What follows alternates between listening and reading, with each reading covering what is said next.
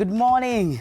Welcome to Monday Blitz on TV 47 each and every single Monday from 8 p.m. to 8 a.m. to 10 a.m. Yani mimi mtu wa usiku sako nishazoea PM.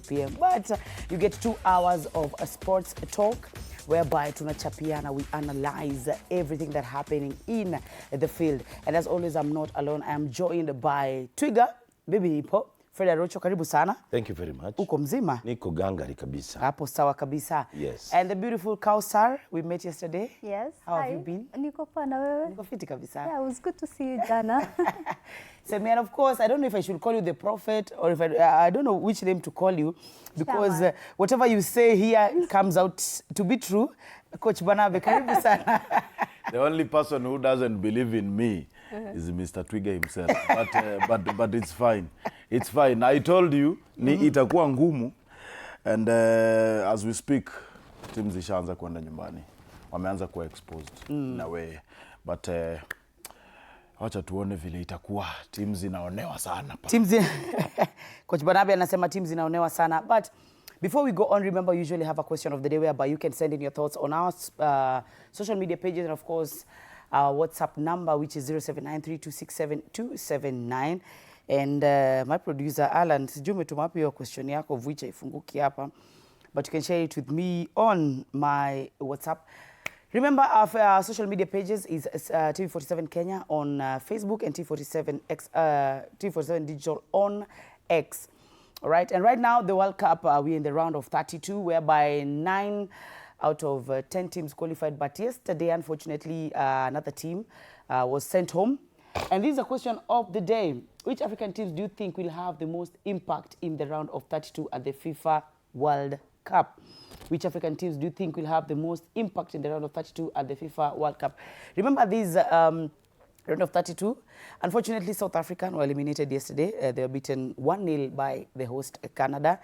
Luere for South Africa. And now we have 8 teams remaining in the round of 32. And if you look at the fixture, if you look at the fixture, there is a lot to be done. Now, we'll start off with, let's talk about yesterday's game, whereby South Africa walipigwa, of which it was, they really played well, walijituma sana, but unfortunately, one had to go home. And it was so unfortunate that it was South Africa after they really tried to win that sport. They were in Group A, walikuwa group ingine deadly sana, but it's unfortunate for them. Arocho, they say the Bafana hawakutumia chances zao fiti sana. What's your take on that game? Well, it's unfortunate that South Africa have gone home. Why am I saying so? They had the possession. They had the touches in the box. They had a total of 59% of possession in that match. But unfortunately, they have been eliminated. I talked about the Bafana. Their diminutive structure in the pitch, for me, was the undoing. They kept the ball, but unfortunately, they couldn't convert. And this one is quite evident in several African teams. And unfortunately, this will hamper the progress of various African teams. Our game plan into the match at times gets us kicked out. But when you look at the flip side, you'll see that they did their best. And once again, I'm going to talk about the amount of passes they had, a total of 538 passes that South Africa had in that pitch against 392 that were converted by the Canadians. Soccer is unfair at times. You might have the possession, you might have the touches, but you're eliminated. The ultimate goal is winning. And it came in the dying moment when I think the South Africans just lost their steam. It was, I think, among the last few minutes before the game ended. So once again, good job for the South Africans. I believe that they should pick from there. It should be just positives picked from the tournament moving forward. Kausar, did you watch that game?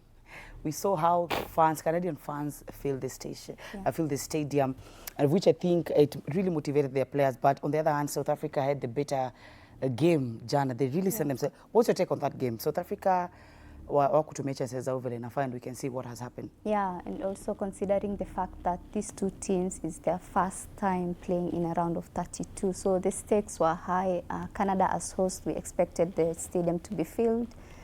For South Africa, I feel like for the last two matches, apart from the Mexican match that they played, walicheza vibaya, but the last two matches against Czechia and South Korea, they really played well. And Jana, let's just say ni bad luck, because they had so many chances, and this is the World Cup. If you can't capitalize on your chances, then you're going home. And, you know, they went home, sad for them.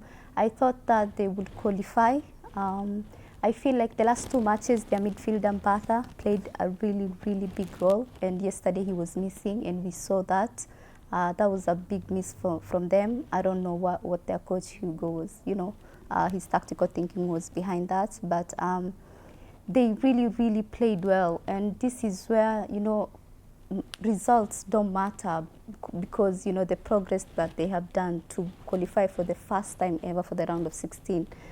I feel like this is they should take it as a positive, you know, impact going forward, because they've rebuilt so much, and, you know, South Africa has one of the best leagues in Africa, so they should, you know, take it as positive and moving forward. And, you know, next World Cup, I'm sure wataenda, you know, far. Coach Banabe, do you think that Canada can make it to the will proceed after the round of 16? Because you saw their game, you've seen when they started. I think it was the host nation that Walidu Kwanza, they didn't start off well. But what's your take on Team Canada? Because the task ahead, it's not something easy. Because if you look at the fixture of round of 32, it's up on your kazi. I think I would say up on your kazi imeanzia sasa. It's true. But, you know, in football, there are many aspects that, you know, help you win matches, leave alone formation. You know, the first thing is preparation, how you prepare your minds in approaching any fixture. For Canada, I think one of the things zenye zimefanya wakafika pale, especially, you know, particularly game ya jana, I think fans played a very huge role, being that you are at home, you have the backing of almost everyone, millions of people. You are the host, so there is also the other side of motivation. We cannot be the first host nation to be knocked out of this competition. That also drove them to the you know, winning spirit yesterday. But Katela, let us look at this. They'll face either Netherlands, if I'm not wrong, or Morocco. That is in the round of 16. Strong sides. We've seen Netherlands, Morocco. They are also a good side. So for me, I feel like it might be the end of the road if they face Morocco or Netherlands in the next round, because honestly, I think tactically they're getting it wrong. Canada, they are not clinical as well in front of the goal. They tried, yes, winning, having, you know, getting a 1-0 victory against a country like South Africa has gone through a lot, even psychologically, from the beginning of the tournament. And then you just get, okay, a win is a win, yes, but if you look at it, I don't think Canada is strong enough to continue until maybe in the semi-final. I think Netherlands or Morocco are a better side to knock them out. Honestly, I don't think so. Talking about knockout stages, you know, let's talk about African teams. What next? Because if I look at the fixture here with me right now, Netherlands will be facing Morocco, a very interesting game, that one. And then we're having Cote d'Ivoire and Norway, another very interesting game. We have England and DR Congo. We saw what DR Congo did to Uzbekistan. And then still African teams, if I give you we have Belgium versus Senegal, another interesting game. Honestly. Wanatuonea, sindio? What kind of fixtures we have Switzerland versus Algeria on Friday the 3rd. We have Australia versus Egypt. Now, we have Colombia versus Ghana. And then we have Argentina versus Cape Verde. What next for African teams? Papa Freda Rocho. Well, that's where I differ with the coach. When he says that Canada, when he says that Canada are weaker side, what do you mean? They've made it into this round. Initially, when this tournament was beginning, everybody thought that Canada was the weakest link in terms of the host nation.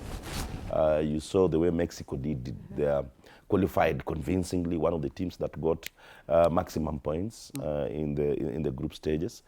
You saw how the USA also made a statement in how they qualified into the next round. We might analyze teams, but results will always humble fans. And that's why, once again, I'm saying I differ with him. You might look at Canada as a team that is not well oiled, but they've made it into the round of 16 or in the round of 32. Look at the fact that in this particular match, they had a total of 7 shots on goal against 2 from the match fancied the South African side. Football is a game where all that matters is results.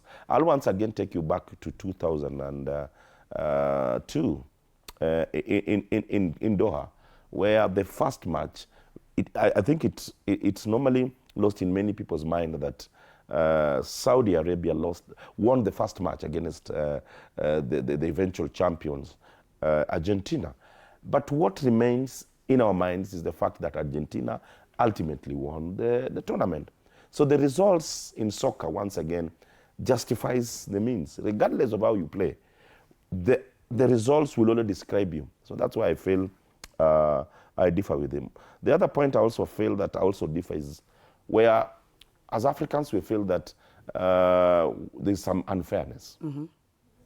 There's no unfairness. What is happening at this stage is that everybody's good. You are playing amongst the best in the world. You're not going to play against a team that is not good in terms of their preparation or the way they're performing on the pitch. So as you move on, you just have to play the best of the best. So it will also help us engage our teams. The Cape Verdes of this world, the Moroccos of this world. It's time that African has to, when you want to be a king, you must be ready to kill another king. And that's precisely where the African football is. I'm so proud of the African teams because I remember there's a time that some coaches in Europe came out, Gattuso being one of them, trying to say that Africans should be given lesser slots. Why is African given 9 straight slots in the World Cup? We are proving them wrong. 90% of the teams from Africa that played in this tournament have qualified to the next round. You look at Europe, they are doing 60-something. You look at Asia, they are doing less than 30% of the teams that they brought in this showcase proceeding to the next round. So me, if you ask me, Africa should be given even more slots in the upcoming World Cup. Why? Because of our performance. It will be on merit. Hakuna mtu anatuonea huruma. We are getting it on merit. We've performed. 90% of our teams have moved to the next round. With that, I agree. With that, I agree, honestly. And I'm not really saying that tunaonewa, because you see, this is a planned thing that number 2 will meet number 1, and I think we failed as Africa to come on top, so we deserve what we are getting. And the point he has made that if you want to take a kingdom, you have to kill the king. So the Congos, pigeni hawa watu, then we take over. I think so. We continue proving them wrong, so we can get more slots. Honestly, I agree with him 100%. Kausar, what's your take on this? Because when I was reading out that fixture, you were just like, okay, this is how it's going. Unaonaje, are we really heading somewhere? How much we are following South Africa? What next for the African teams? It's very, very tricky. The match that I'm intrigued to watch is Morocco versus the Netherlands. I've said before the World Cup started that Netherlands are dark horses of the tournament. And I also feel like Morocco are one of the favorites, actually. I feel like that. So to be given such a task, this is a finale. if one team gets knocked out, we won't see them in the next round. So that's a hard fixture. Another fixture is the Cape Verde one. I'm really interested. I saw an interview from Vozinha and he said Messi is his GOAT and he is excited to play against him. I'm very interested in how many saves at a Savio game against Spain. I feel like Spain, they are very slow in the build-up compared to Argentina. I feel like Argentina are very explosive. So it's very hard. And this is not just defending. It's like everything your game. Another match, Ghana. It's Ghana? Yeah, Ghana. Banabe said Ghana watafika mahali. No, I think I'm the one who defended them. By the way, he defended them. You said that Ghana... I said that Ghana are not going to to make it. But even look at the way they're performing. Guys, football is a result-oriented game. Exactly. Yes, they qualified to this round. But in my own opinion, I feel they've struggled. They've really struggled to make, and all that will be proved in this round. Yeah. South Africa struggled. They're at home. It is like water and oil.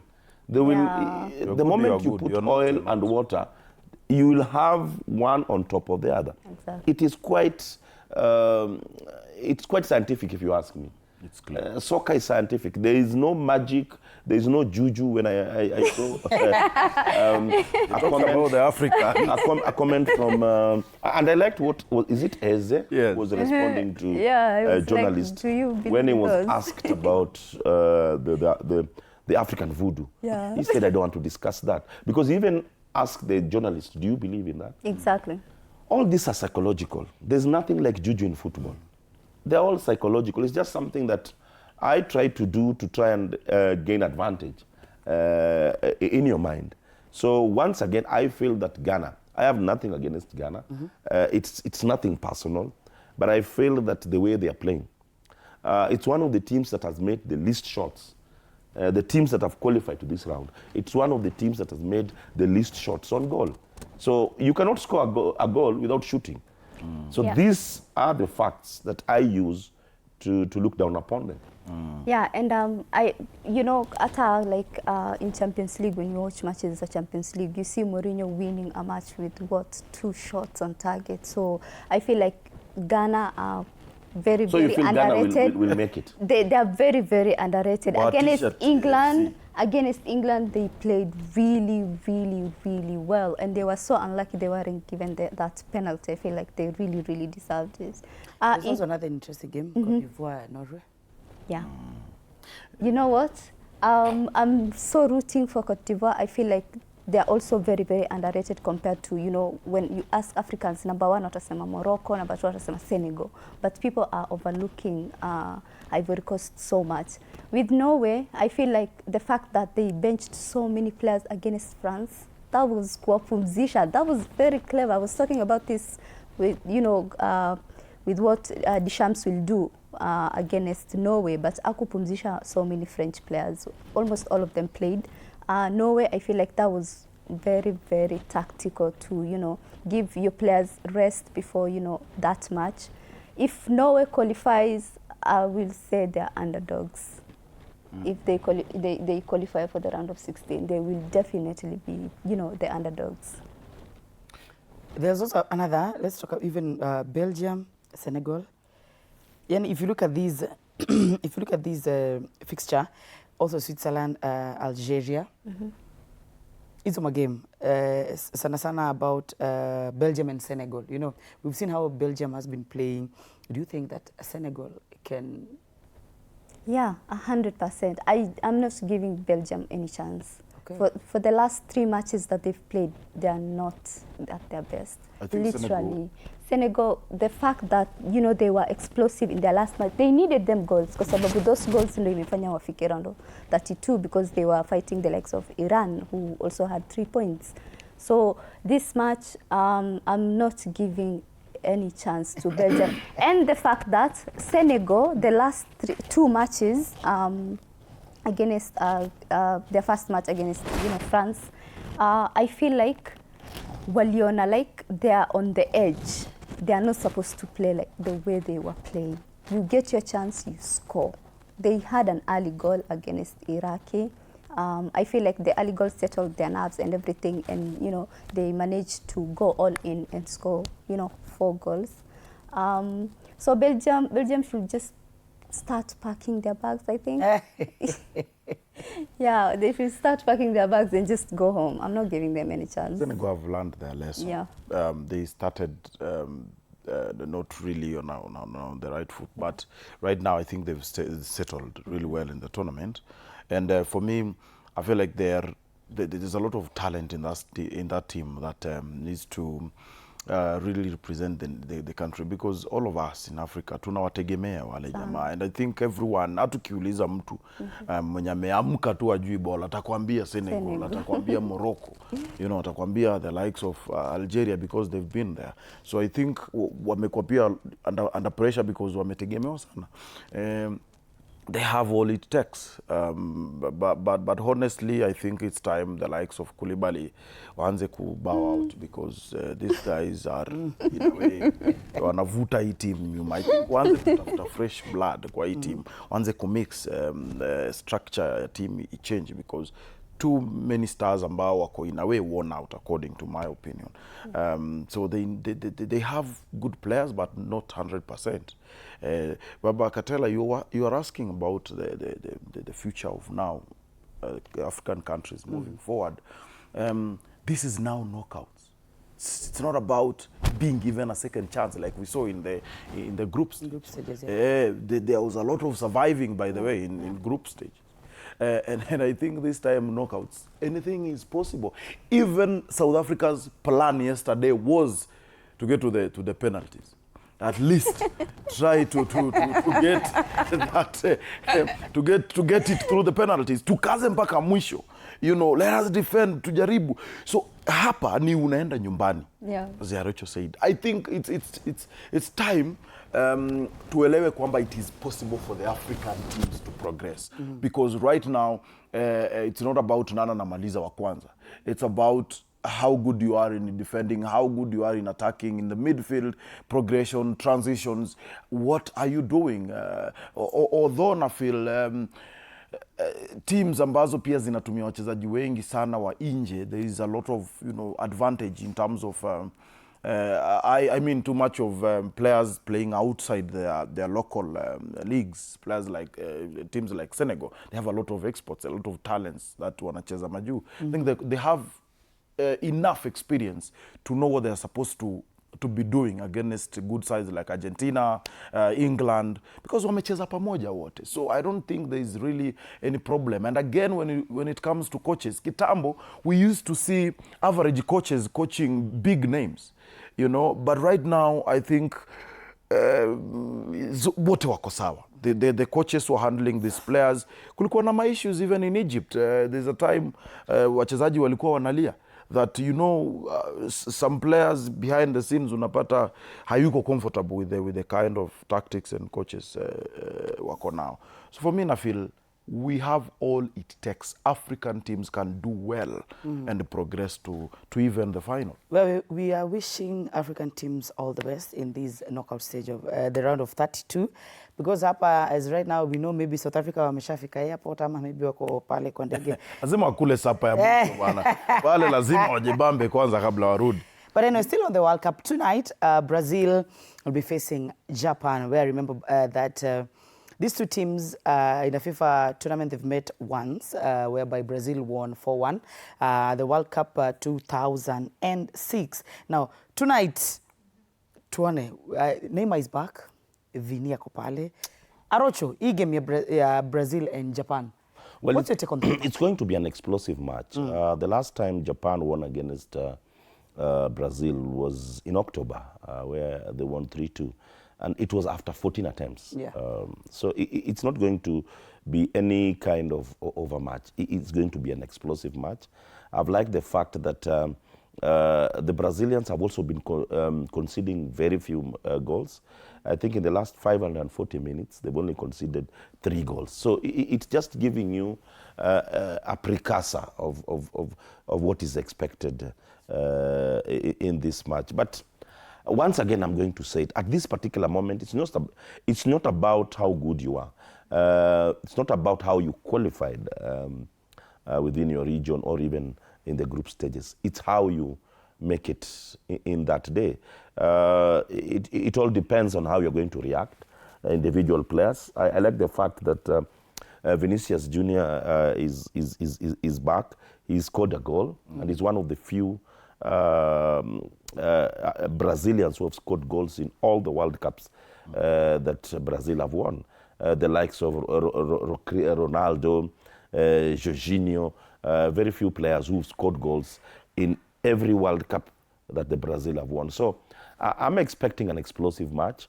It's not a match on paper. Yes, you can give it to Brazil, but that one is not going to count in this particular encounter. Once again, I'm going to say the way you wake up that particular morning, the way you psych yourself for that particular match, and individual brilliance might also carry the day. I've talked about Vinicius, and I'm expecting Rafinha also to perform so well in this game. So once your big players appear in the match, what I mean by appear is they perform the way is expected, then most likely you're going to win. I'm seeing a low-scoring match, but ultimately I'm seeing Brazil carrying the day. But if the game goes to penalties, then of course it's anybody's guess.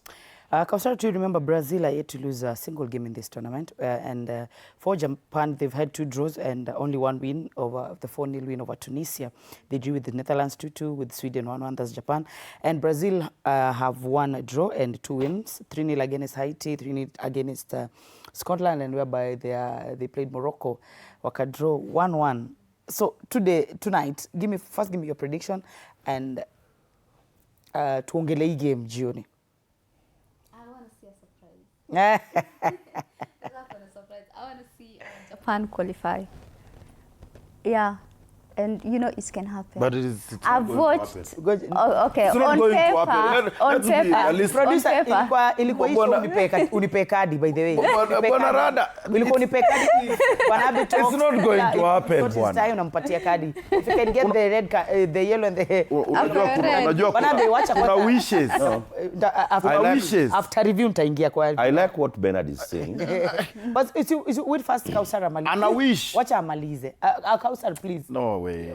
Let her finish and then you can come in. Kausara, ulikuwa na wish aje? I wish to see Japan. Japan qualified mainly because I've watched their match against Netherlands. Netherlands are, you know, the dark horses of the tournament. For now, I feel like they are the favorites. I'll put them in that category. And on that game, on paper, ukiangalia, you'll give it to Netherlands. Utasema, yeah, Netherlands will win. This is, you know. Is it Netherlands or Brazil? No, when they played Netherlands, Japan. Okay, the previous match. Yeah, when Japan played Netherlands, the 2-2 draw. Okay. They played really, really well. And, you know, on paper, game kama hiyo unasema, yeah, Netherlands are winning, but uliona they drew. This match, you're giving it to Brazil on paper because, you know, they have so many stars. And, you know, as Arocho said, individual brilliance will play a massive role in this, you know, with, you know, Neymar being back here. But Japan are one of the most disciplined in terms of tactically and defending in the world. It's very, very hard to break them.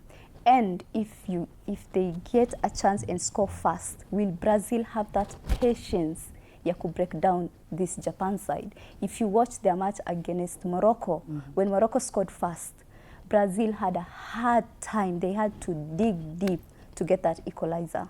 Will this happen again? So that's why I'm saying, you know, if Brazil awatajitoa, like everyone had to perform, that defensive line has to be, you know, in the game whole time. Hakuna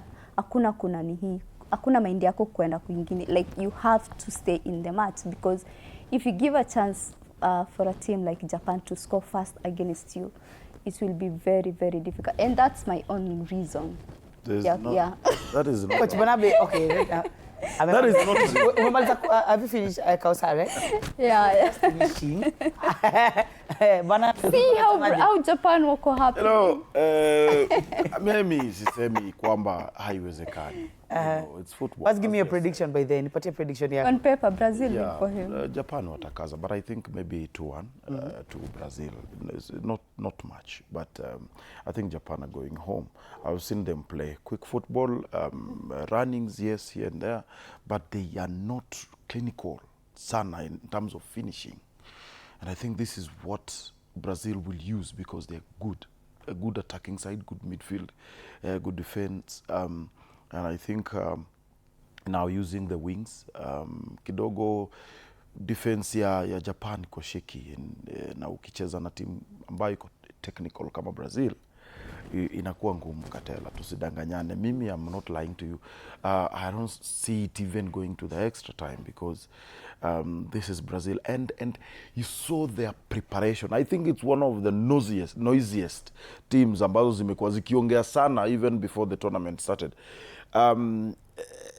Appointment ya coach, call-ups, the whole nation is behind them. There's a lot of pressure behind Brazil, and I think pia hiyo itawa drive preparation. Yes, Japan wanaonekana ni watu ambao kidogo hawako, si wadharau kabisa, but I don't see them going past Brazil. I think na hii pia overhype na overhype hii team sio vizuri. So if you want to talk to overhype, yeah, niko hapa sasa ndio sasa wanaweka Neymar mpaka anafunga bao. Na see it is good, but because he knows this is the time I have to turn up for my country. So I think honestly hata hii game hata tufai kwa tunai. Ni kama USA na Herzegovina.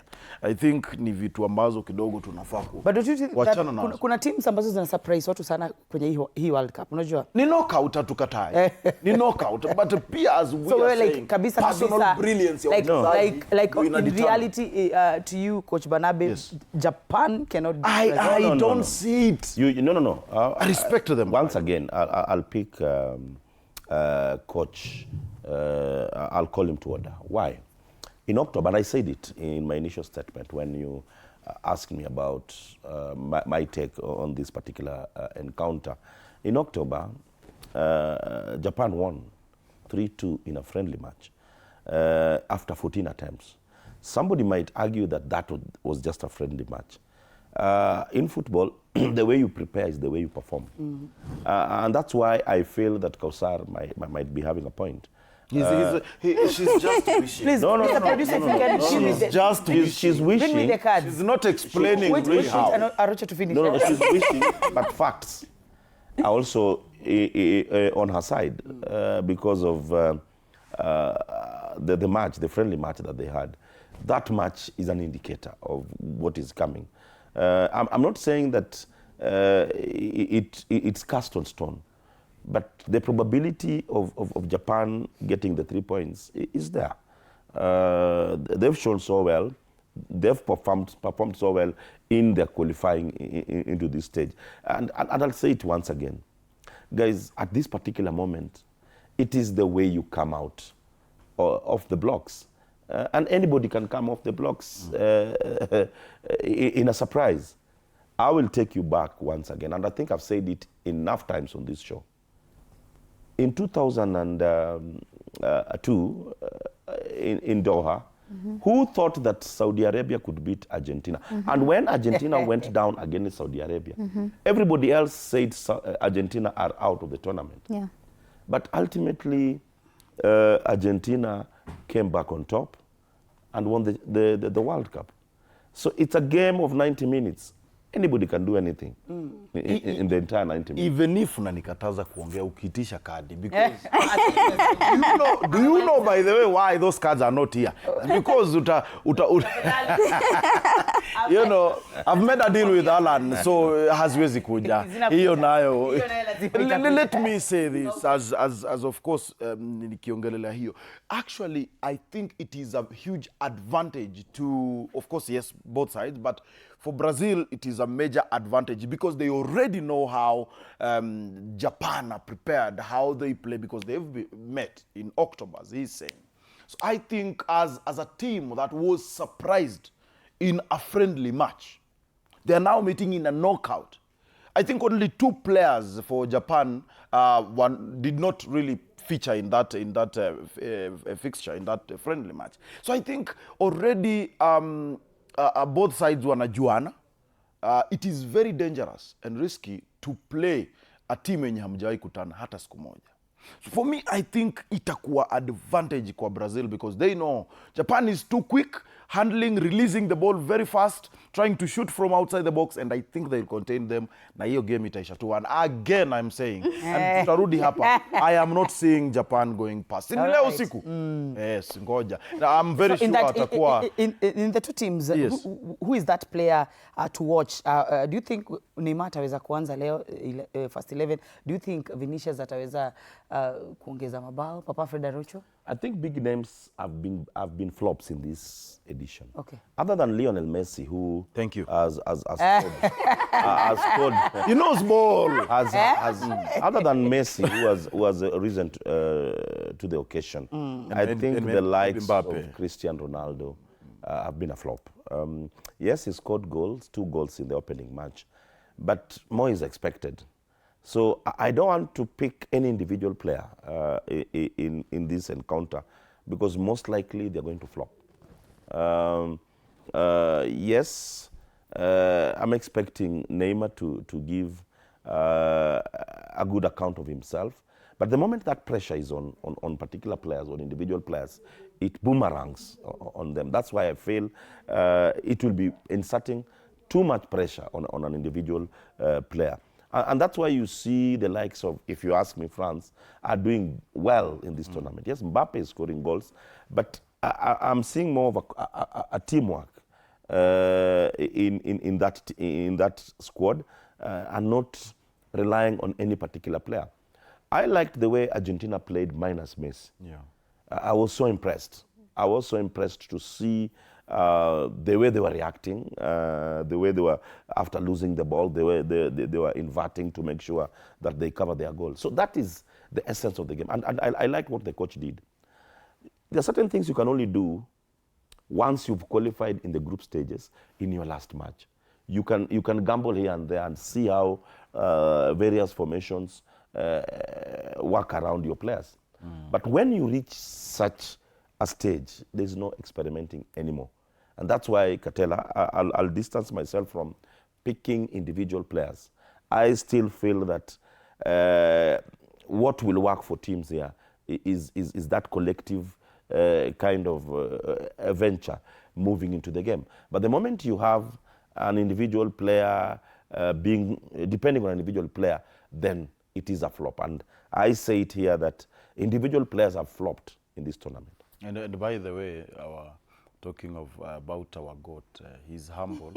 He accepted to be benched, and they won a match. So ile GOAT ingine kidogo kuiongelelea tu. Even the coach thinking about benching him, it is a case in the High Court. Yeah, so our GOAT is humble, and we thank him, Messi. And that's why that team is not. Yeah, that's why they are doing well. Portugal are not doing well because there's one thing they're not doing. Well, if it doesn't work, try something else. And they're not trying. Actually, Portugal is the team that has the best midfielders in the world, man. Yes. But anyway, Kausar, your take on any individual? Do you think Neymar might start tonight against Japan? Even if he starts, I don't feel Neymar. Even if he starts, I don't feel like he will make the most impact as prime Neymar. Because in spite of, injuries, Mingi, we haven't seen much of Neymar since he left PSG. So I feel like the likes of Kina, Cunha, Vini should step up big time. And I mentioned that if Japan score fast, Brazil will have a very hard time. They played against England. I don't know, ilikuwa early this year, and they won. Japan won that match. For the first time ever, wamechapa England in their country. So don't underrate Japan, because tonight naona Brazil. Banabe staki aongee by the way. Sijui kwa nini hizo kadi zilichelewa. But I feel like Japan are very, very underrated. You know, this card. And I also want to see them qualify because they have one of the hottest guys in playing The worst thing World that- Cup. And as a girl, you have to, you know, glaze players. So I'm glazing that player, and I want to see him in the next round. All right. Yeah. Now, still on the World Cup. Tell her the only thing you can do. The only thing you can do to We me. cannot move without making interrogating. Okay. What does she mean? One thing you can do to me. Just me out. Kandi, Wacha ninge hakuna. VR kwanza. Wacha ninge VR kwanza. Yeah. Wacha ninge VR. Arocho, uko backstage uko VR. What's your take after review? Kitu wamesema. What review? You wanted I've not understood. That's why I didn't understand what she was saying. So I need to get that first so that I can react. Kausar. Yeah. Rudia, tumeingia VAR. We are in the VAR room right now. We are checking You're talking about looks. if it's a possible red card, if it's a possible penalty. What are you is she saying? talking about looks or what is she saying? Both. He has both. So Who? yeah. Neymar. You see Neymar. No, it's Neymar. Let me just interrogate Neymar a Okay. bit. When Neymar was named in this team, there were celebrations everywhere. Why? Even the Brazilians were not expecting Neymar to be in this team, if you ask me. Yeah. They felt that this player has really struggled in his form.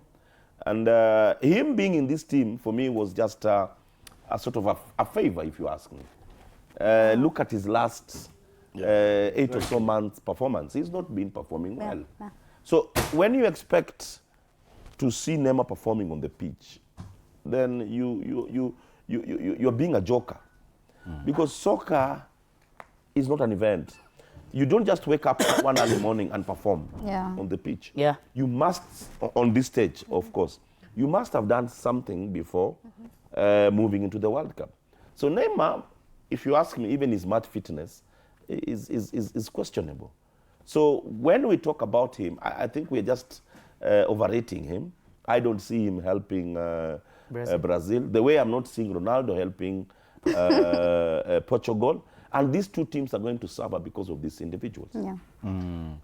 Well, with me here, I've got the cards. So Banabe, ukijaribu kutackle vibaya. If you try to... You are only protecting the girl child. Not really. And I understand. I'm just laying out the rules. So if you give me red card, I should no, if I give get the... No, you just... You just... You tell us the Nyamaze rules. mpaka... No, I pause. Mpaka amalize. You tackle. Okay. You're denying her a goal scoring opportunity. Okay. Na kupiga kadi. Okay, sawa. Alright. Pole basi, pole. I withdraw. Sportsmanship, top of that. Yes, of Yeah. course. Talking of Neymar, I think, first of all, against Scotland, Brazil had Cunha in the centre forward, they had Vinicius and Ryan. So for me, if he's coming in, he's probably coming in for Ryan. Ryan has really impressed for me, I think so. And playing a side that attacks and have quick football like Japan, you need players who can track back and defend. Recovery and Neymar at this moment, I don't think it will favor them. So that wing might, in a way, be weakened, if at all, he starts tonight. So it is not a good idea to start him. Huyo ni mtu wa kuleta dakika 5 zikiwa zimeisha. Ama dakika ya 91 mki waste time. Unaona hiyo issue. Because you have to seal it. If you tegemea Neymar to seal it for you. With respect, by the way, he's ahead of Pele in terms of goals. Scorers of all time. It's okay. But we have to accept the fact that time yake alikuwa prime when he was prime. Hata yeye nafikiri anakubali. So for me, I cannot dare start him. Wacheni hata Ryan pia make a name for himself. Okay. He has done well, unbeaten mpaka sasa hivi. Well, still on the World Cup, same day tonight, Germany will be playing Paraguay. Right now, Paraguay has only won one game against Turkey, against Turkey. And Germany has won 2 games and lost 1 to Ecuador, which it was really surprising. Now, they beat Curacao 7-1. They beat Cote d'Ivoire 2-1. And then for Paraguay, they were beaten by USA 4-1. And then they drew with Australia. Hiyo game, do you think Germany has what it takes, Arocho Chanianse na wewe, to beat Paraguay? The only team that I feel came into this tournament strong and are still very strong is Mexico and Germany. Germany have won 4 out of the last 5 encounters that they've had. That is no mean feat. That is a team that is quite formidable. And I think it's imperative for me to say at this particular moment that the Germans have somehow sat back in terms of international football for some time. And their time, I think, has come. I'm not seeing Paraguay making any resistance in this particular match, though they also did well when moving into this stage. But I'll reiterate this once again. The moment you move to such a stage, it's no longer about what you did in the past. It's basically individual brilliance. It is basically the stamina that you have. And you will see that most of teams in Europe that have players who played towards the end, top matches towards the end of the league, their leagues will suffer. You'll see the likes of England suffering in the World Cup as we progress, because the number of players that will suffer from fatigue are quite many. For example, the likes of Declan Rice. You will not see the Declan Rice you saw in the opening match moving into the 2nd, 3rd, 4th, or even the 5th match. You'll start seeing these players slowing down. And this is where I feel that the European countries are going to be disadvantaged, because most of their teams played top football until the last 2 weeks before the World Cup. Yeah. So you move into the World Cup with some sort of fatigue. I saw Jose Mourinho saying something that somehow he was making a joke, but he was passing a message. He said that I wish Real Madrid players to lose in the World Cup so that they can go for holiday, so that they can make their recovery and be ready for the league. Yeah. So when you analyze the World Cup, as we progress, you'll realize that teams that played big matches towards the end of the season will suffer a lot. And unlike the Germans, most of their players, their league was ended way early. They didn't feature well in the Champions League towards the end. So most of their players rested for this tournament. So it's just a challenge that I'm putting to the organizers of the leagues in Europe and most of these big leagues to look at the bigger picture. I'm saying it on this show, but before we are done with the World Cup, you guys will get that somehow what I said is going to pass. Teams like England are not going to make it to the semifinals. Fatigue and injury will destroy them. And that's why I feel that Germany will make it, because they have performed so well, but most of their players rested at least for 3 weeks before moving into the World Cup. Okay. So before we come in to Kausar and Coach Barnabe, remember Germany and Paraguay have played each other twice in international football, whereby Germany won ya kwanza, and then the second one they won in the round of 16 in the previous World Cup of 2002, and then the other one was international friendly back in August in 2013. So when we come back after this short break, Kausar nataka atupatie prediction yake ya hii game and her wishes, and then Coach Barnabe tunaifuata attack ama atawachilia. We'll be right back.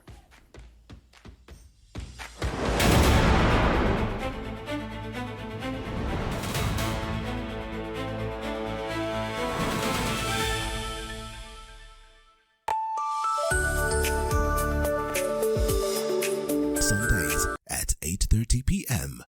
Good morning. You have my rent? Leo jioni kama tutakuwa tumelipa rent, nauza hii simu yako. Hamna pesa.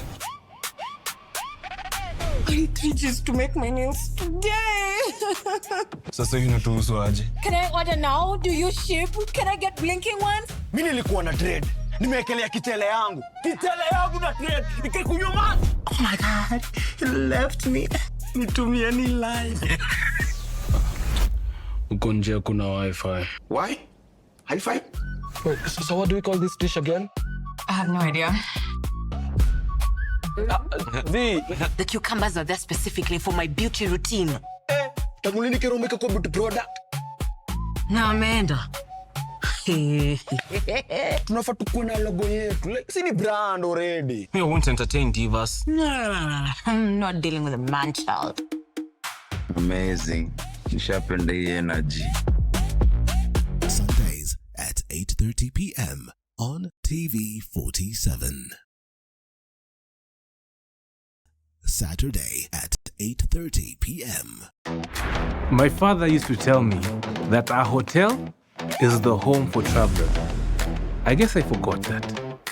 Recently, it's been more of a mirror of my own ambition. We might fail. We will probably fail, but not for a lack of trying. So for the last time, and the first time, welcome to Connect In, the best experience in Eastern Central Africa and its environs. Saturday at 8:30 p.m. on TV 47. Wednesdays at 8:30 p.m. This is a very serious place. I see that. Surely. Hey, Nyumba. This is the place. Just for a few days. Rule number 2. Kwani Google inajua maisha yangu wewe? That's my seat. It's a chair. It was hers. You're new here? Yes. You learned the rhythm. This place is run by structure. Structure. It is a system. Ni venye tu ni system haisikizi. And what happens if something you haven't chosen enters your day? I remove it. That's not always going to be possible here. Then you are going to have a problem. Noted. What are you planning? To escape from a resort? This is not a resort, my friend. This is a storage. Wednesdays at 8:30 p.m. on TV 47.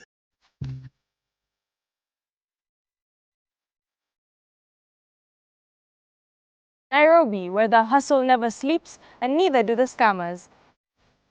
Link up, we are talking about something that's affecting all of us. We are talking trust. We're diving into the campus life.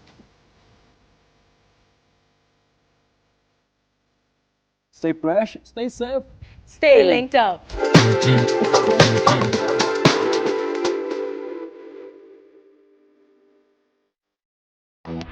My father used to tell me that our hotel is the home for travelers.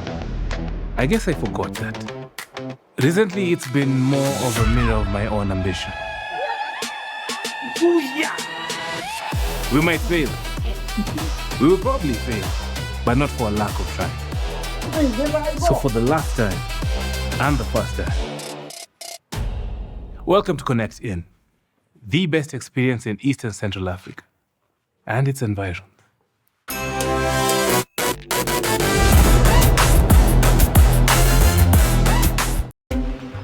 This is a very serious place. I see that. Surely. Hey, Nyumba. This is the place. Just for a few days. Rule number 2. Kwani Google inajua maisha yangu wewe? That's my seat. It's a chair. It was hers. You're new here? Yes. You learned the rhythm. This place is run by structure. Structure. It is a system. Ni venye tu ni system haisikizi. And what happens if something you haven't chosen enters your day? I remove it. That's not always going to be possible here. Then you are going to have a problem. Noted. What are you planning? To escape from a resort?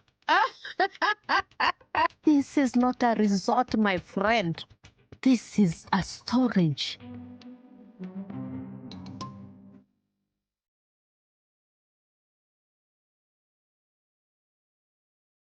You have to be very careful. Fake money can kill business.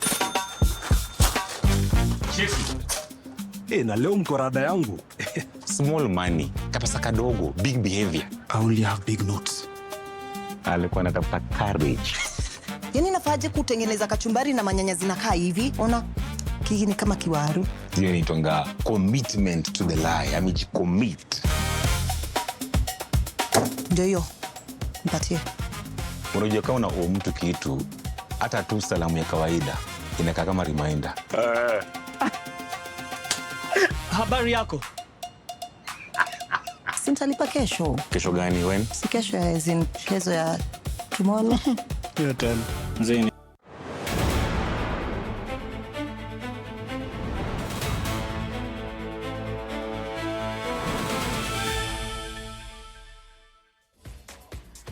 Welcome back to Monday Blitz. I am Katela Macy and I am joined by Rocho, Coach Banabe and the beautiful Kausar. And I would like to remind you about question of the day. Director tunaekea pale kwa screen that whereby you can send in your thoughts on our WhatsApp number 0793267279, and of course you can share also on our social media platforms TV47 Kenya on Facebook and TV47 Digital on X. Nipatie question of the day tuwapatie, and then we hear their views and thoughts of the question of the director. Cheza kama wewe Katela, ukirifa to her as the beautiful. Here's the question of the day. Sisi tunafaa kulifaiwa. Which African teams do you think will have the most impact in the round of 32 at the FIFA Club World Cup? Remember, as at now, we only have 8 African countries left out of the 10 that are participating in the FIFA World Cup. So which African teams do you think will have the most impact in the round of 32 at the FIFA World Cup?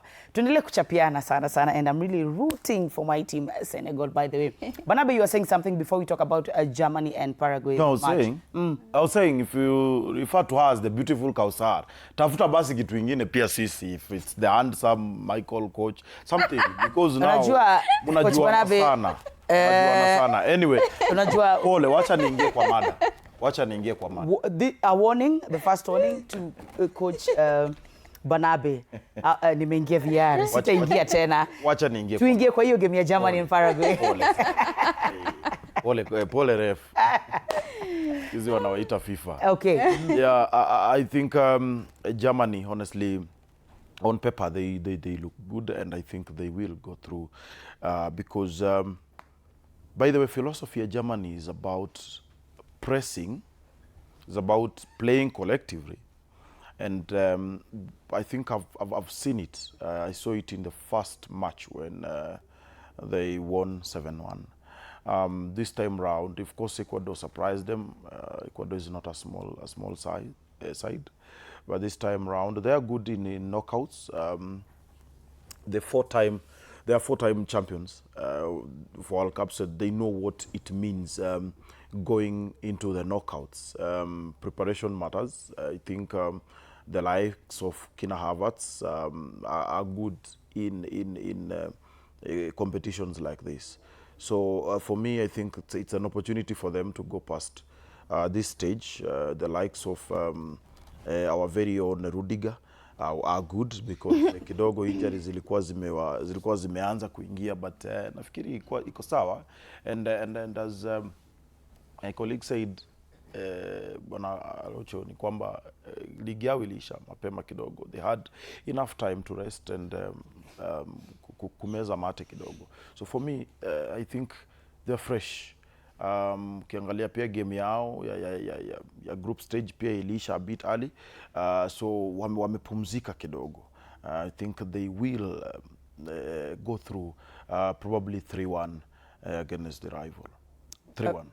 Kausar. Wacha nisikite the beautiful ilete mambo. Kausar. No, it's okay. Cheese. Kuchari, endelea, uko na yellow ya kwanza? Uko na yellow ya kwanza? No, I wanted to clarify because behind the scene naweza letewa taabu niulize kwani namna gani. So Kausar, let's start off. What's your prediction about this game? Tuanze na prediction. Prediction? I don't have any prediction, Kasela, honestly. On paper, one has to go. One has to go. One has to go. Yes. Ooh, okay. Paraguay. Okay. I don't know how many goals because I'm a bit shaky about the defensive side of Germany. They lost Schlotterbeck and Nathaniel Brown rather akona injury. Raum is not fully fit, and he talked about his former player Rudiger. I don't think Rudiger is the prime Rudiger anymore, the one we saw with Champions League with your team. With Paraguay, they play explosive counterattacks. Explosive, with the likes of Miguel Amorin, who is very, very, very quick We saw him when he was playing at Newcastle. So it's quite very tricky for, you know, the defensive side of Germany. The likes of Kina Kimmich have to, you know, be on the game full time. We saw how Paraguay were very unlucky against Ghana. Wangefunga bao mingi sana, but that final touch, the third final touch iliwamaliza. But now that they have qualified, I know like that's one of the agendas to, you know, take your chances. If you don't take your chances, you're out. But at the same time, Germany have a very, very good squad. And I like the fact that they build from, you know, the back going forward and then they score. In this game, one is Funga 5 goals. I wouldn't be surprised. But I feel like Paraguay, with the explosive, you know, attacking side of them, if they take advantage of that, they will really, really cause problems tonight. Before we release Arocho at 9:20, Arocho, who is that player to watch tonight? Pande Germany. Which is that player that you know might be a game changer? Because in as much as Paraguay during the group stages have only won against Tunisia, in as much as on paper, as you guys said, Germany kawaida, but obviously it won't be a smooth sail for Germany. Who's that one player, Arocho, to watch? Well, I don't want to put my finger, and I've, if you've noticed in the entire show, I've avoided putting my finger on any individual player. Yeah. But Paraguay have not really performed well in the last 5 matches, only won 2. For me, that indicates lack of firepower. Germans winning 4 out of 5 is no mean feat. But before I step out for the show at Radio 47, I'd like to say something about the Morocco against Holland. I think Holland we're coming to that. Have done so well, scoring 10 goals in their outings, in the last outings. It just shows how they are explosive going forward. But there's one thing I want to say about Morocco, which is quite significant. Morocco is a team that has a very strong midfield. It's a mixture of the young and the old. The young likes of Amrabat, currently playing at Real Betis, with the life of Ismail Saini, who is playing for PSV Eindhoven. I like that blending. I like what the coach has done. And that's why Morocco might not be good up front, but they have a very strong midfield that ignites that team. And for me, that will be their strength. Having scored, having qualified from the group stages quite convincingly, I'm seeing Morocco carrying the day because of that midfield. The mixture of the veterans and the young upcoming players who have so far played so well. So in that fixture, I see Morocco carrying the day. Talking about Morocco and Netherlands, that game, as I said earlier, that is one of the most, will be a very interesting game actually for football lovers. It's very interesting. Keeping in mind that this will be their first ever meeting at a FIFA World Cup, all right? But they've met thrice in international football. Back in '94, sijui kama Kausara alikuwa amezaliwa, the Netherlands beat Morocco 2-1. And the '98, Netherlands still beat Morocco 4-0. 2008, the Netherlands beat Morocco 2-1, all right? So in short, Morocco has never won against Netherlands, but that was way back, all right? Now, tonight, this game, Netherlands and Morocco. Kausar wacha nianze na wewe, of course. Kabla ningi kwa coach Banabi, unajua kuna kadi moja, so ni mimi nampanga. Nacheza chini. Kausar, nipatie kwanza prediction of this game. This is like a final, actually, Katela. For me, it's a final. It's a final. It's like it's like the UCL semi-final. Exactly, final. Because if you look at all the other players, all the other teams rather, if unaweza pick sides zenye zinaweza fika semi-final, you would put Morocco and Netherlands there. I would put Morocco and Netherlands there. So this match this is my best match in this World Cup actually. This is sasa tumeingia sasa the knockout stages. And that midfield of Morocco, like Arocho said, they will have to play a massive role. The way they did against Brazil, they surprised so many you know, so many people. Abuadi was really, really good. I don't think Amrabat is, you know, the Amrabat that played 2022 FIFA World Cup. Amrabat mwenye alicheza 2022 World Cup, he was the best player for that Morocco side in that World Cup. This time round, I haven't seen much of him. I'm expecting to, you know, see Hakimi, you know, go forward like he usually does, and, you know, atweke assist, goals. I want to see Morocco progress, but Netherlands with Gakpo, anytime they go forward, Gakpo tu anafunga. He's not like that with Liverpool, but with this Netherlands side, we also saw Somerville score his first ever international goal. So itakuwa really, really hard. Morocco have to sit back, kinda. I know they like to, you know, control the possession and everything, but at the moment Netherlands wanapata ball, it's that wing side. Well, you said something before you. Yeah, I want to. That's why I didn't want you to leave mapema. I want to debunk the myth that Kausar is. Hapo hakuna yellow card. Amegoja kamaliza. Yes. I gave her airtime. Now, when I talked about Amrabat is a player I'd like to equate with the likes of Herman Makelele when he was at Real Madrid. These are players that you might not really see on the pitch. They might not be good with the ball, but they are doing a lot of work behind the scene, for lack of a better word. Amrabat for me is more or less the cushion of that midfield. When you see the rest doing their trade quite well, they go up front knowing very well that they are cushioned by Amrabat. He might not be good on the ball, but off the ball, he's quite instrumental. And that's why I mentioned him. Yes, he's not any younger, because in 2002, those are 4 years down the lane. But the reason why I feel the coach is still fielding him is the fact that he does a lot off the ball than the way he does on the ball. And that is what normally is important in a midfield. You might not perform on the ball, but off the ball, and that kind of the leadership in that midfield, the person who does the commandeering of the midfield is normally very important. I'll mention several other players, the Vieiras of this world.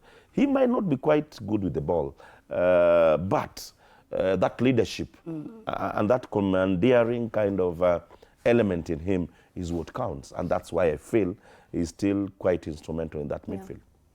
Well, before I come to Coach Barnaby, I think we'll be releasing Arocho in Gear Radio 47 for Gumzo Last Sporty, and then he will join us later on. And this is our question of the day right here before Coach Barnaby aweze kuingia right now. The question of the day is, which African teams do you think will have the most impact in the round of 32 at the FIFA World Cup? Which African teams do you think will have the most impact in the round of 32 at the FIFA World Cup? You can talk to us. Our WhatsApp number 0793-267-279, and also our social media platforms, TV47 Kenya on Facebook and TV47 Digital on X. Now, back to Morocco and Netherlands match. The Atlas Lions versus the Dutch. Remember Cody Gakpo, whereby Kausar has talked about Gakpo is good, but unfortunately he and should I call him the wife and the partner lost the son.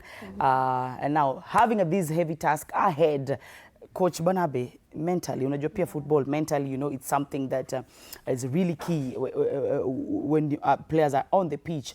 Kwanza nipatie prediction. Let's talk about Cody Gakpo and then game to analyze in depth. Nafikiri this is one of the games that might reach the penalties, Katela. And I think so because both sides are good, honestly. So mimi nafikiri penalties. Morocco ita go through kupitia penalties. Netherlands ni side ambayo tumeiona. Honestly ni wazuri. But unajua, as you are saying, one of them has to go home and forward. Gakpo, unfortunately, what happened, of course, bad timing, pia kifo nayo jamani, nafaa pia ielewe kwamba saa zingine sio lazima. Intulie, this time imempata kwa njia mbaya. But as professional as he is, nafikiri, and as a man, I know he has to be strong. He will be strong. And this is now the time, this is a real test, kusema ukweli, when your country needs you, when the whole world is watching, and then you have some setbacks. So itabidi kidogo aweke kando haya mambo, hata kama ndio inauma, aweze kuturn up. Na nafikiri that is what will happen. And actually, I think he has to dedicate that much to the son and to the entire family. And I know the whole world is behind him, praying for him, his strength. So I think atakuwa kwa hiyo game, if at all ataweza, dedicating it to the son. So on the other hand, Katela, Morocco, remember, they are unbeaten since losing to Senegal in the AFCON final. They've played against Paraguay in a friendly match. Wame draw. Wamecheza game nyingi sana. Umeona Haiti vile waliifanyia, umeona Burundi waliipiga 5, those African countries. So Morocco is not an easy side. And now looking at that squad, nimeona mchezaji kama Saibari. Honestly, he's an unsung hero for me because he turns up whenever they need him. Good defense. Umeona kina Diop hapo nyuma, Hakimi. They are really a good side. Mazraoui, they're all experienced with European football experience. So mimi na feel Morocco is that side that tunategemea as Africa, apart from the likes of Senegal. Kina Ivory Coast, I think one of the teams zenye zitafika. But wako na mtihani, Netherlands is not an easy side. Yeah. Take advantage ya hizo setbacks kidogo, and I think penalties zitajaa hapa. Now mutaniambia. I'll tell you. Talking about teams having stars, I think pia if you look at the Dutch, wako na superstar pia kwa timu yao. Now, Coach Banabe here, you're so sure of Morocco beating Netherlands at the penalties. Yes, we all know penalties haina mwenyewe. Also even the GOAT aliuza pena, but akajiridimu. Alikuwa anataka. Tena na tena. Nitoe ama nirudishe? Pole FIFA. After review. Wacha nimetoa hiyo. Now, we've got a lot of superstars apart from Gakpo. You've said Saibari pia on the side ya Morocco, Gravenberch on side ya the Dutch. Yeah. Kuna ma superstar. And tonight, I think something Arocho said, that having all these stars in a team at times, this tournament wanakuwa flop. But we've seen what they are really doing. So this game to you, Kausar, which is that one player from the Dutch and which is that one player from Morocco to watch tonight? Hakimi has been fantastic. He has been exemplary ever since the World Cup started. Beki wa kupanda na kushuka. He is awesome. Yeah. He is awesome. Ule ni deadly. So which is that player to watch from Moroccan side and from the Dutch? From the Dutch side, you talked about unsung heroes. I feel like Brobbey.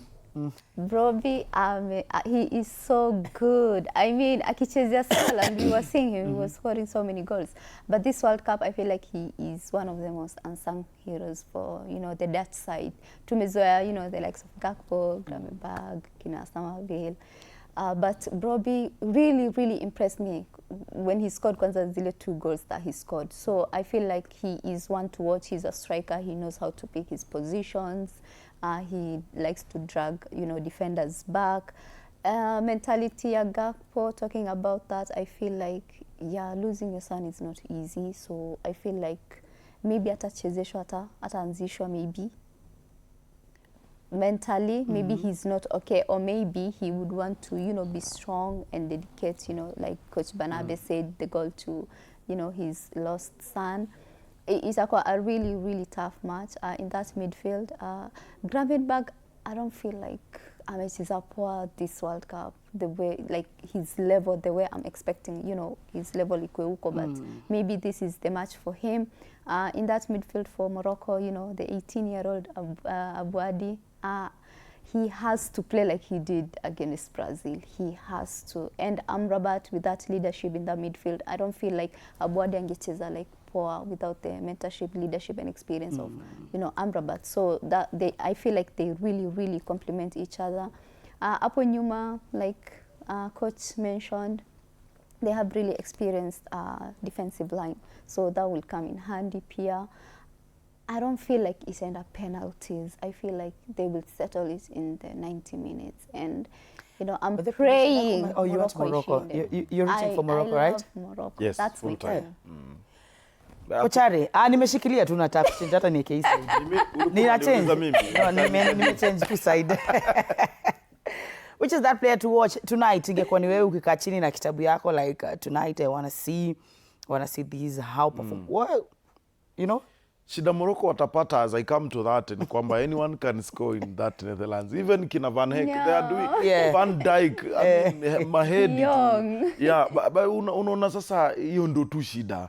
But honestly in this team, really there's no single player you can pick and say this is the one to carry the team, because even kina Nathan Ake, this team is full of stars that even Coman is like sasa huyu atacheza wapi? You know, angalia Ake played I think anacheza sahi full back na ni center back. So you understand that team ni deadly. I think De Jong might be someone, because look at that Morocco midfield. If you dismantle them, then there will be no distribution to the wingers. Yeah. If you dismantle that midfield, so De Jong has a lot to do in that midfield, making sure that anasaidiana the box-to-box work. Because if at all you get a composed side in terms of, you know, Morocco, and then Hakimi ndio huyo amepanda juu, distribution is also wings, you know, he's good in terms of one-on-ones. So malizana na midfield ya Morocco and they're done. So De Jong, I think he will be one of the key players.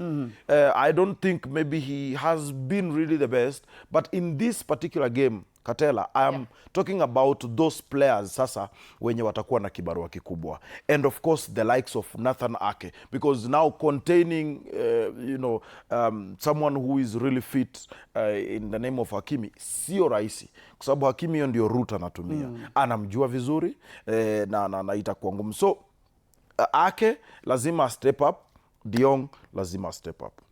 Well, all right. I'm also really rooting for Morocco, but again, when I remember what happened at AFCON, kidogo tena, sijui ama sifai kuweka feelings hapo ndani. Hiyo ilipita.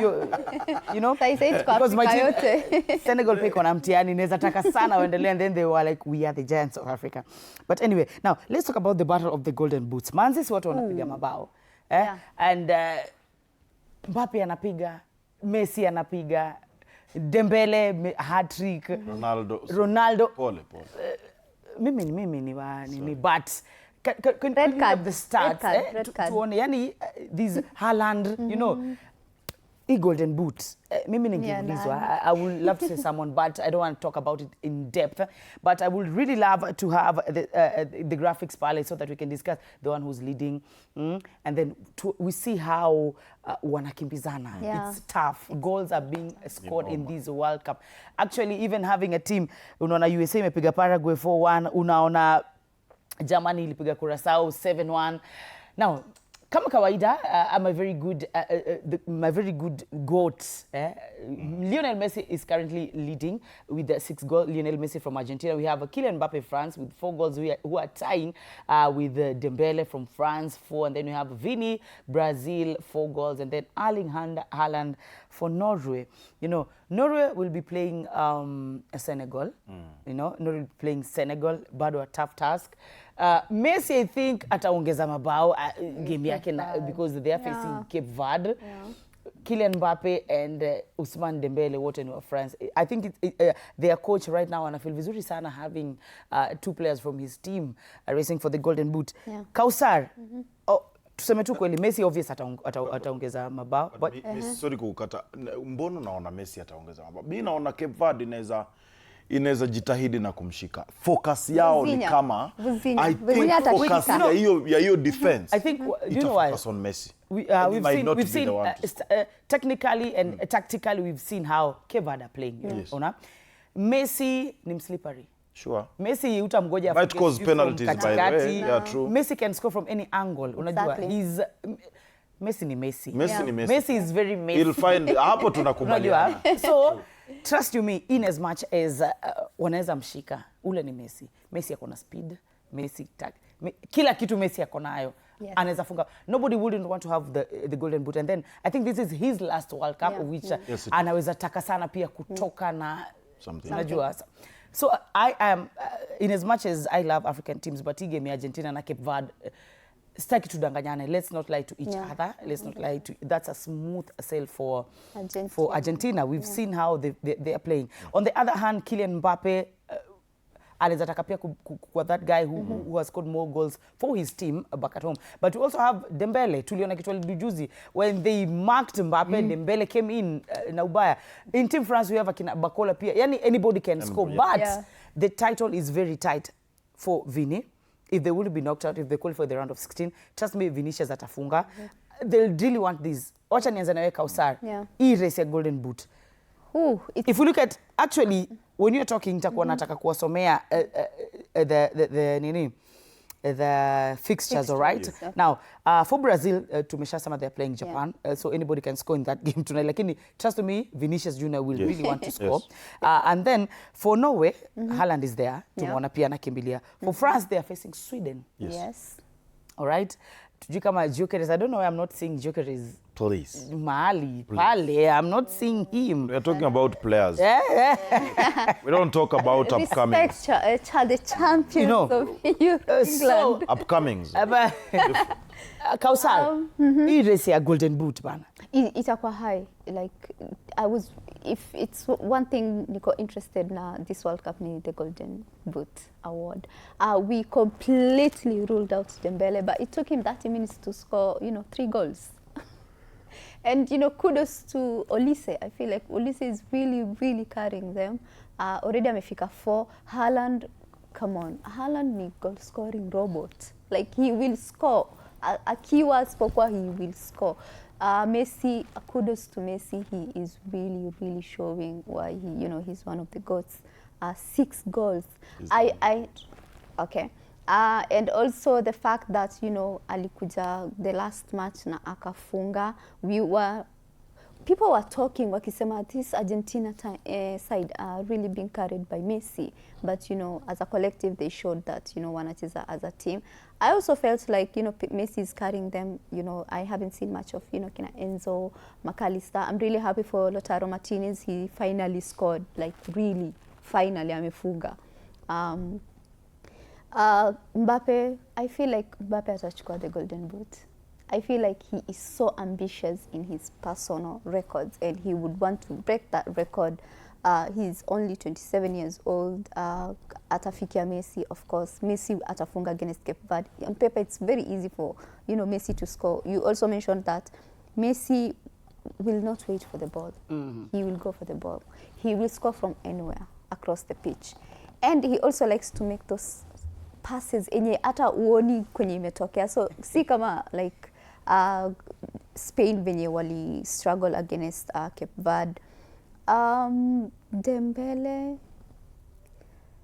you know what? It's very tight actually. Wezi choose Dembele na Mbappe, but I feel like Mbappe atafika mbali.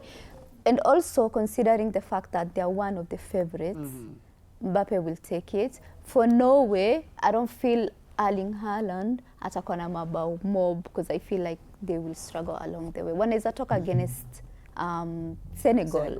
Exactly. Wanaweza tolewa, wakitolewa toke na maybe atafunga hiyo game moja ikwe 5 goals. So atatoka, then unaacha kina Vini. Vini leo wanaweza tolewa Banabe. You're still there. I'm still there. You're still there. Japan might beat. Tunafunga bao moja, then tunaingia defense. Then that's it. Game inaisha. Vini can score, but also they have so many players wenye wanafunga pia. We've seen Cunha the last match alifunga pia 2 goals. So it's very, very hard. This lineups, you only one player. Harry Kane. Where is Harry Kane? Like, he's supposed to top the charts, but England have really, really struggled. They say that man from Ghana, Samata Waifunga. Imagine. Mlimfanyia nini? Anyway. Aliogopa. Amogopa mambo. And then he said akamrelease, akafunga. But Alisema open net.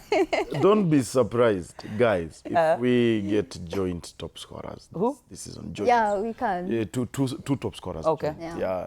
I think the race is really tight. Yeah. It's hard to say it, but I think Messi might get bypassed by Mbappe. Energetic, ukiangalia pia likelihood of kwenda mbele. Na I think kidogo Messi inaweza kuwa noma. 2 goals ahead, of course.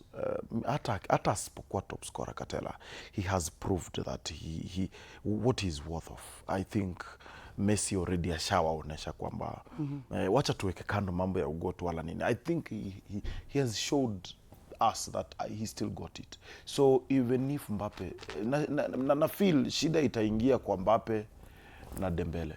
Yeah. Kwa sababu mkiwa timu moja mnasukuma tupe nani? Tupasie nani? No, but in that squad you have Olise. Yes. Olise can choose anyone. It's true, but once you have hawa wawili sasa wakiwa ndo wanang'ang'ana, unashindwa nani ni nani. Unasema Olise will have a hard time. Atashindwa nani anapasia. And unapata individualism inaingia pia. Yeah. I want to score. I want to be the one to score. Yeah. So this also might affect them. And allow me to say, I don't know why I feel like Messi is not scoring against Cape Verde. And I don't think he's starting. He will start in that match. Okay. Because you don't want to get him really tired, because he is good when coming in later in the 70th. But do you remember these are the knockout stages? Yes. So if you don't use the squad well, kama ufungi bao mapema. Yes, he's the last name. You cannot gamble like wacha huyu akae. I think these knockout stages ni tumalize kazi mapema tusonge. Yeah. You play everyone. And I think Vard might come with a strategy yenye bado waliweka day one against Spain ya kupaka mpaka tufike penalties. Have you does that work for a person like Messi? Yes, it does. For me na feel hivi. Remember Messi ana shoot from far, anaweza shoot from far. As long as your side is disciplined. And then the fact that Vozinha ni fan. Unajua? Fan wa Messi. Vozinha siku atacheza. No, sasa kwani atamwachia bao? Atamwachia ndio afurahishe. No, amemtokelezea ndio huyu sasa. No. Unajua ball na kufunga. It is all about spaces. It is about the space. Even the movement we see on the field, ni spaces that are being created. Yeah. Whoever has the ball and whoever does not have the ball. Mwenye hana ball ndiye ucheza ball zaidi kuliko mwenye akona ball. And even when you see it, players focus on who is the ball. When you're defending, you have to look at whoever has the ball. But again, the person mwenye hana ball ndiye dangerous zaidi. So when we are talking about spaces, because Messi loves running through those spaces. He spots them very early. So if you deny him those spaces and become more disciplined, hataweza kufika kwa hiyo box. And that is what we saw against Spain. Waliziba spaces. Nyinyi pigeni tu vile mtapiga. Lakini mbele ya hii box, pale kwa D, you see the D on the 18 box, happen to the most dangerous side. Yeah. Because again, Argentina hawana really good wingers wa kukimbia na kuleta 45s ama 13s ama crosses. Wao wanataka kupiga mbele ya post. So ukiwa align to just maybe 5 or 5-3 in the midfield with that low block, itakuwa ngumu for Messi kupenya. However, he is Messi. He is. But I think waanzishe majama, wakuja wachokeshe Cape Verde kidogo, then Messi ataingia kazi itakuwa rahisi. I do think Cape Verde making history reaching at the round of 32. No. Unadhani watu watachoka? Pole. No. Hawezi choka. Sai kwanza they have all the motivation, all blood, the sweat, saliva, everything. Exactly. If you've seen, walikuwa wana watch game ya Spain, they were so eager. Hata wakutoka grau. Walikuwa tu wanaangalia simu, and the moment that final we saw blue, wali celebrate mbaya sana. That's why they say football can kill you. Mbaya sana. Yeah. Now we're coming back right here at home. But there is a game tutaziona. We'll see, and then we'll be here with Coach and Kausar. Now, we're coming back at home to our ladies, whereby the Junior Starlet will be facing South Africa for the final tie of the FIFA World Cup qualifiers, all right? Now, South Africa to now face first leg, second leg home and away. The first leg will be held in South Africa, and then the second leg will be here at home. The winner automatically qualifies. Yes. Na tuona itakuwa ni Morocco. Heavy task for our coach, Mildred Cheche, and the girls, because I've seen South Africans. They are good. Yes. They are really good. Banabe, naendelea na wewe manze. Hii mtihani iko hapa mbele for our ladies. What do you think? Are we going to qualify? Katela, kuna facts nyingi sana zenye zitadetermine. First of all, ama demo wamepewa kitu yao yenye walipromisiwa wakati walikuwa wanacheza hizi matches. Pia hiyo ni one factor. Because as far as I understand, it is alleged, it's not a fact, that kumekuwa na hiyo kelele sana in the changing rooms ya hizi national teams zetu. Hazijaweza kupata kitu ambayo waliahidiwa wakati walikuwa wanaingia, na kwa hivyo mimi nakwambia itakuwa ngumu, na determination ya hao wasichana itawezeshwa na hizi vitu zingine, hizo factors, motivations plays a very huge role. But now leave alone this other politics. On the pitch, on paper, South Africans are good, are prepared. They've been in this for a long time. The experience is huge. They eliminated Tanzania. We eliminated Uganda. Both sides pia ni nzuri. For me, I think there is something special about these under-17s. Even after beating Uganda, did you see their celebration? They've got that unity and love amongst them. And that is what drives you. That is what will propel them. Probably they might not really be big compared to South Africa, but I think what it will take is the determination and the character of these young ladies, and I think they've got all it takes to eliminate SA. Waende to SA, and by the way, ni advantage. When you start away, ni advantage sana because ni kwenda tu na kuwa hold draw. Ukienda pale unaona venye tulitoa Uganda, tulikuja hapa, tulienda kwao tuka draw 1-1, we scored. Tulikuja hapa tukakaza 0-0 na tukawa eliminate. So ni hesabu tu kidogo. Pale kwao tuhakikishe tumescore. Simple, piga bao at least 1. Then kuja hapa. Tutakuja tutasaidia nyinyi kukaza. We want to go to the World Cup. Tutawasaidia. It is what it takes. Ni hesabu kidogo. By the way, aggregate is one of the easiest way of qualifying. Yeah, sure. So mimi ndio maana unaona even in Europe walikataa, walitoa in some competitions, walitoa stories aggregate in Champions League because ni rahisi. The moment umeenda away, mzee, ni rahisi kuqualify ukikuja kwenu. Unawa frustrate kidogo nini hapa na pale, ball unatupa nje, ball boys wanakataa kukupea ball, you know, na game inaisha. So for me, tumeziona kuna time hata kina Mourinho ananyima mpira. Ball za hakuna. Osara, what's your take on our Junior Starlets? I agree with Banabe. I feel like if they can contain South Africa in their own country, wakikuja huku Kenya, it will be easy. But South Africa are one of the best teams in Africa.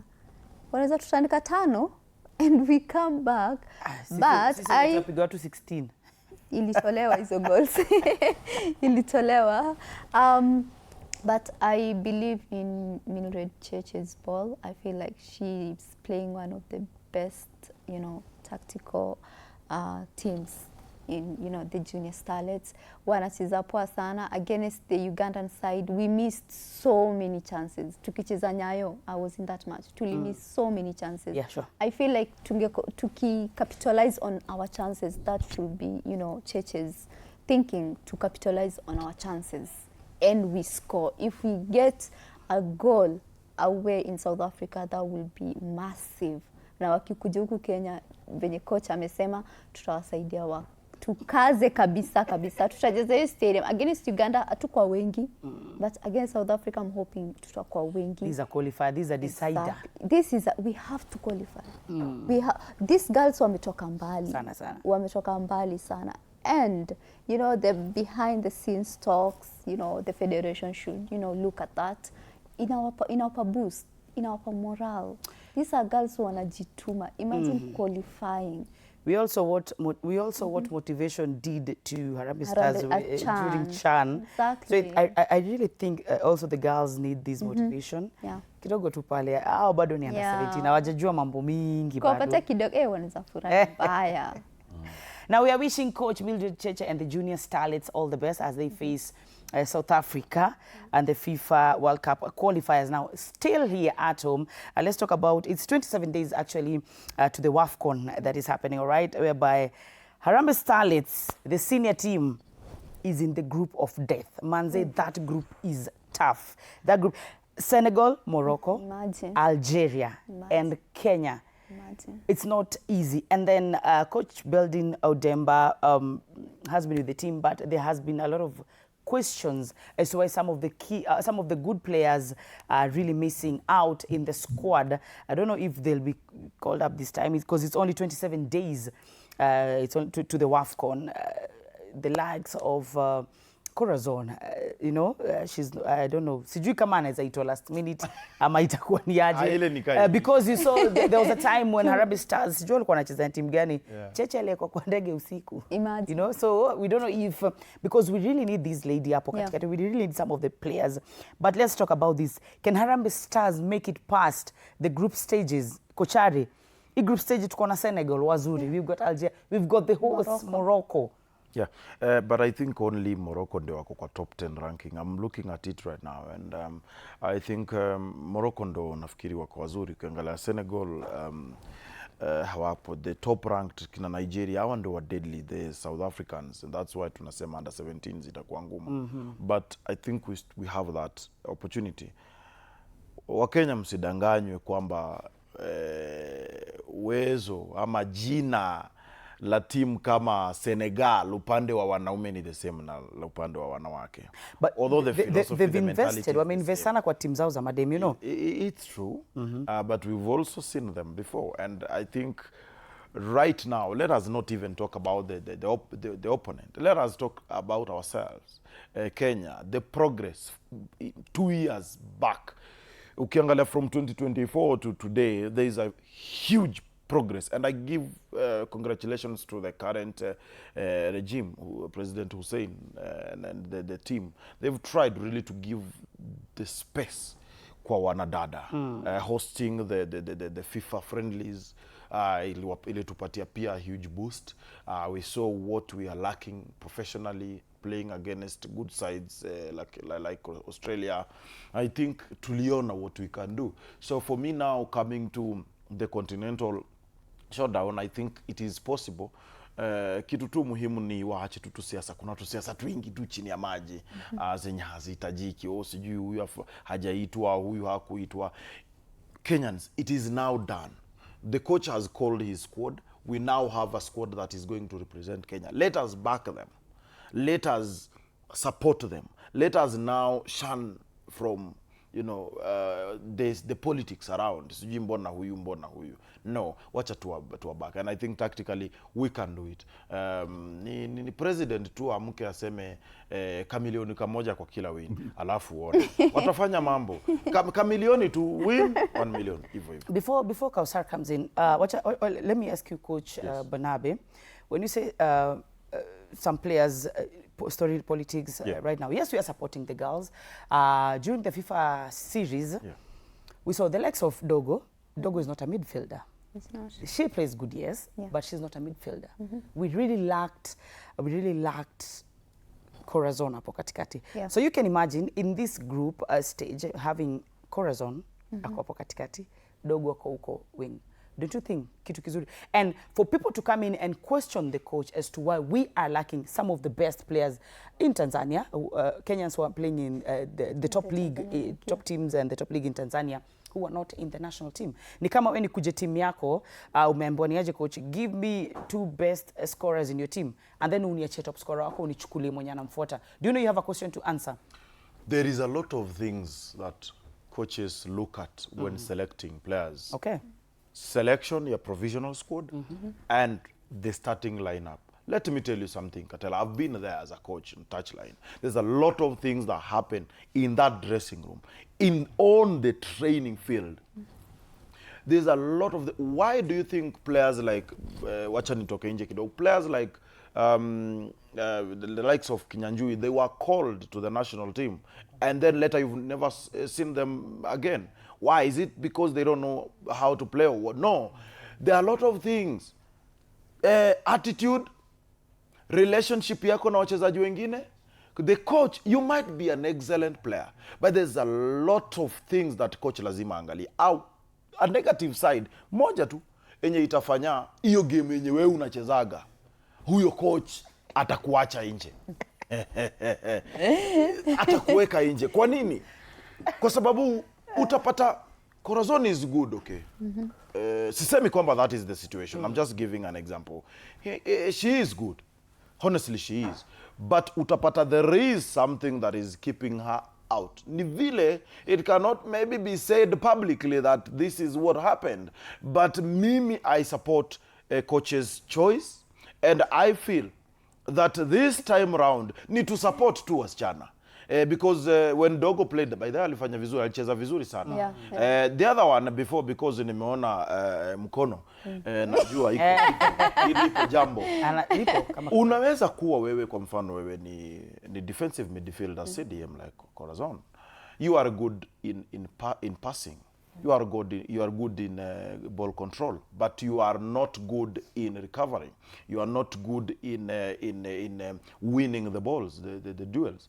So what coach plans in that particular match? Yeye anataka kusit back kidogo.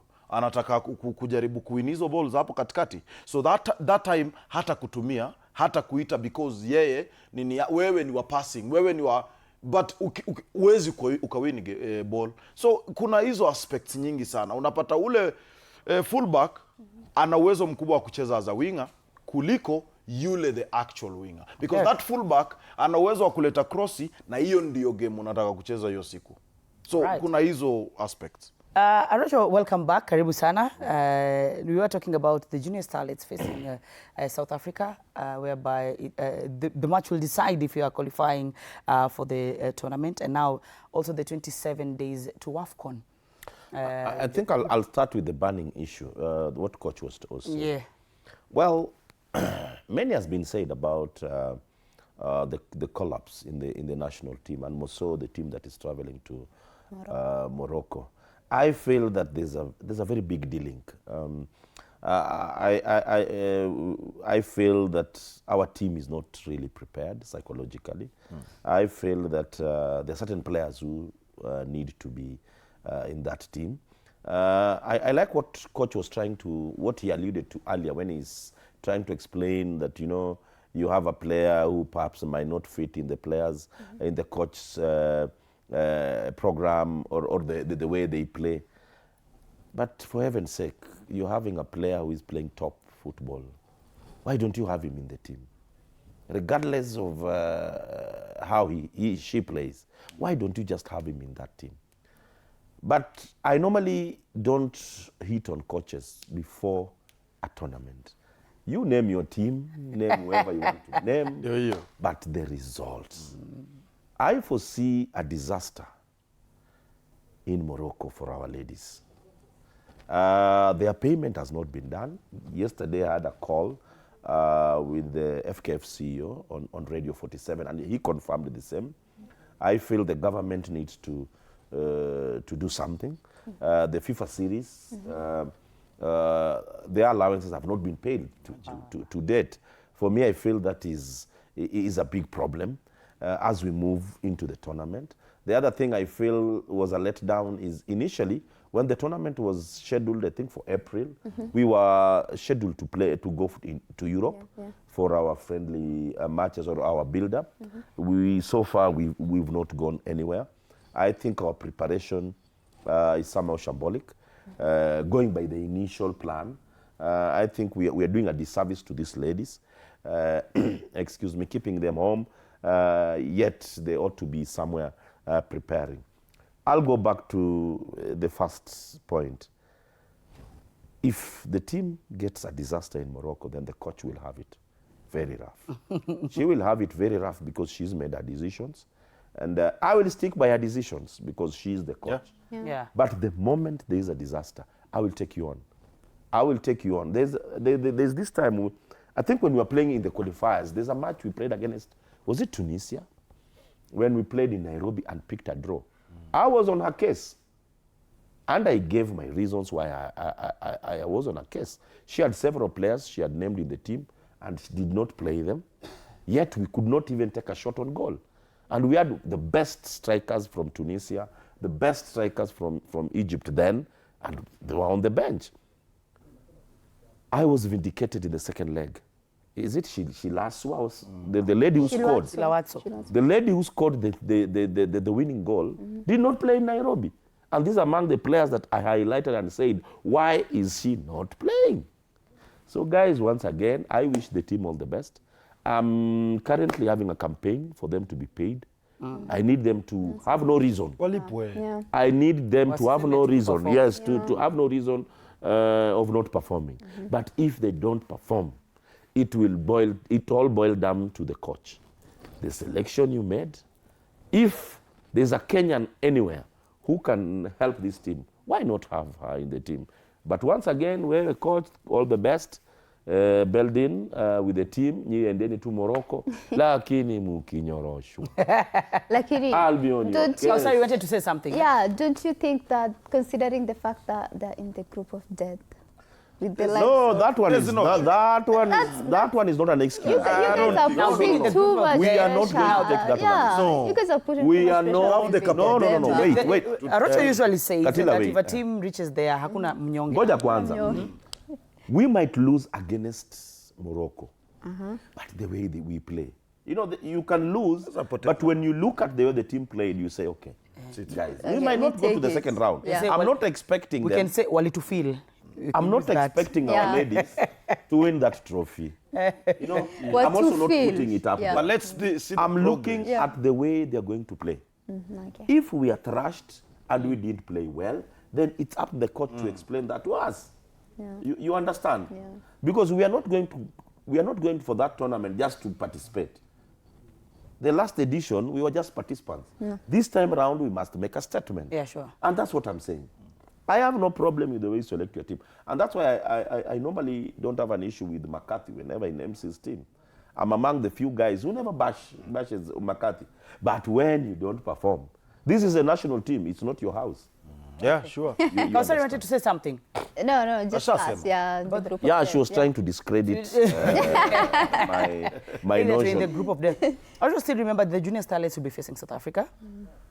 First leg South Africa, and then second leg up and do you want me to say to tell you the truth, or you just want me to pamper it? No, the truth. This is two sides. Say the truth, I'm Arocho. Normally very Ukweli. Everybody knows you as Arocho. I will say it the way it is. Yes, thank you, Arocho. I was in Uganda when we played the first leg. Yes, with the Ugandans. Yeah. I said it on this show that the second leg is not going to be easy. Sure. We qualified, but we felt it. Yeah. Uganda made a blunder in the first leg, and that blunder costed them the entire qualifications. With the South Africans, I think they're slightly above us. Sure. Why do I say so? The first leg, when they were playing Tanzania, they beat Tanzania in Dar es Salaam. When they went to South Africa, I think they had a more relaxed attitude, and they picked a draw and qualified. Yeah. We need to prepare well for these ladies. These ladies are coming for us. Yeah. I fear we might not perform well, but I hope that my fear is rested when we perform in that match. It's not going to be an easy encounter. South Africans have a very strong women football structure. If you compare the two countries, I think South Africa is one of the teams that has a very robust youth structure compared to what we're having. But I wish our ladies all the best. We need also to come out and support these ladies. Yeah. The last match they played at, was it Nyayo? Yeah, I think it was at Nyayo Stadium. Relatively a good crowd, but we can do better as a country. 100%. We need to go and support these ladies. Yes. Because once again, I'll reiterate, I was in Uganda and I saw a very big crowd of Ugandans supporting their team, irrespective of the fact that we picked a draw in Kampala. Yeah.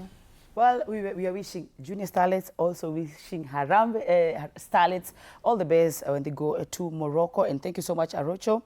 And thank you so much, Kausar and Coach Banabe. And ladies and gentlemen, after review from the VAR, my three players, Arocho, Kausar and Banabe, takuwa nawapatia red card.